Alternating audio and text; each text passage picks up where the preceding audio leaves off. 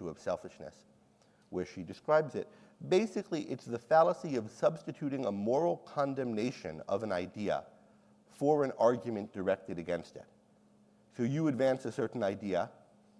I could argue against the idea, but instead I say, you think that? What kind of a person would think that? You must be and here's the pattern of the argument, only those who are evil, dishonest, heartless, insensitive, ignorant, etc., can hold such an idea. I dismiss you for holding the idea. I dismiss the idea just by a moral condemnation of it, not by saying what's wrong with it. It is, as Rand puts it, a method of bypassing logic by means of psychological pressure. And I think this kind of psychological pressure works and functions by assuming that we have certain shared values. And particularly if you think of the kinds of things that are used in these kinds of arguments, often by associating you, who I want to smear, with the other group, the other tribe that we're opposed to. Now, before I talk a little bit more about this and how we see it in our culture now and how to fight it if you feel yourself being pulled into this kind of argument, I want to correct a possible implication that you shouldn't morally judge ideas, because you should. As Rand puts it, moral evaluations are implicit in most intellectual issues. It is not merely permissible, but mandatory to pass moral judgment when and where appropriate, and to suppress such judgment is an act of moral cowardice. But, and here's the essential point, a moral judgment must always follow, not precede or supersede, the reasons on which it is based.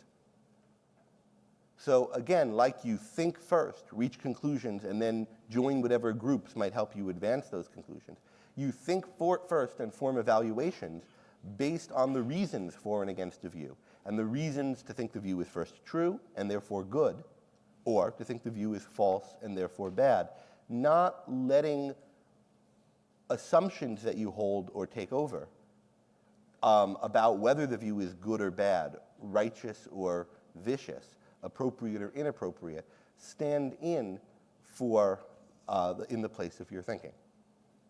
Not substituting a moral condemnation for an argument against the idea. And Rand points out that this argument from intimidation often takes the form of a sneering or, a kind of way you mention, you're not a blankist, you're not a thisist, oh, that's a such and such idea. A kind of tone of dismissal or condemnation. And let me give a list of a lot of things we might call someone scornfully based on his ideas. And you see these a lot. And I've put up a list that includes terms that are mostly used by the left, mostly used by the right to dismiss the other. Some you find on both sides. Some of these, I think, denote things that are really immoral or evil. Some of them denote things that are neutral and some that are good. But they all have in common that they're used this way. That view's extremist. That you're not a racist, are you? If you think that, you'd have to be a misogynist. Only a globalist would think such and such. Wait, you're not a climate change denier. Are you so ignorant as to suppose such and such? It would be unpatriotic to think that such and such can be the case. That's anti-American. It's uncaring. Don't be a victim blamer or a xenophobe or a homophobe or a transphobe or an Islamophobe, or don't be a phobe of something.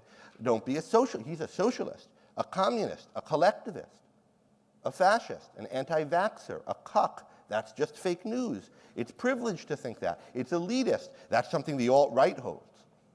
Don't be a right-winger or a left-winger.